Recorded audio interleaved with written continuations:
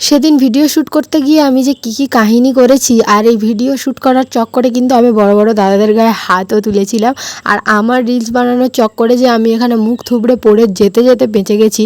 তো চলো আজকে কিন্তু সব কিছুই তোমাদের সাথে শেয়ার করব এই ভিডিওর মাধ্যমে। তো হ্যালো এভরিওয়ান, তোমরা সবাই কেমন আছো? আশা করছি ভালো আছো। চলে এসেছি আজকের আবার নতুন একটা ভিডিও নিয়ে। আর আজকের ভিডিওটা কিন্তু একটু অন্যরকম হতে চলেছে। জানতে হলে অবশ্যই ভিডিওটা শেষ পর্যন্ত দেখো। তো প্রথমেই বলে দিই, দাদারা কিন্তু আমাকে অনেক দিন আগে থেকেই বলে রেখেছিল ভিডিও শ্যুট করার কথা।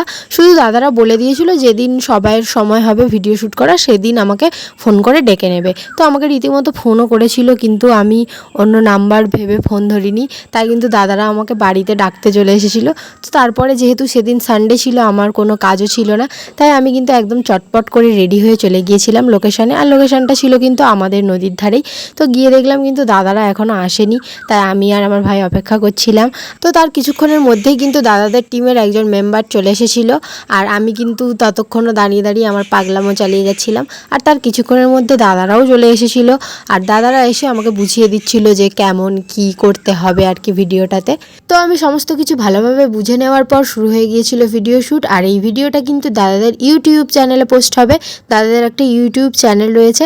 আমি কিন্তু এই ভিডিওর কমেন্ট বক্সে অবশ্যই চ্যানেলের লিঙ্কটা দিয়ে দেবো, তোমরা অবশ্যই চ্যানেলটাকে সাবস্ক্রাইব করে দিও।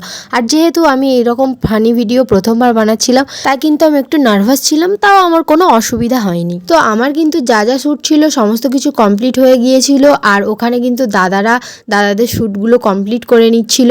তো ততক্ষণ কিন্তু আমি একটু রিলস ভিডিও বানিয়ে নিচ্ছিলাম। তো আমার রিলস ভিডিওগুলো তোমরা নিশ্চয়ই আমার ফেসবুক আর ইনস্টাগ্রামে এতক্ষণে দেখেই নিয়েছো। আর তারপর কিন্তু দাদাদের সাথে একটু ছবি তুলে নিচ্ছিলাম আর কি।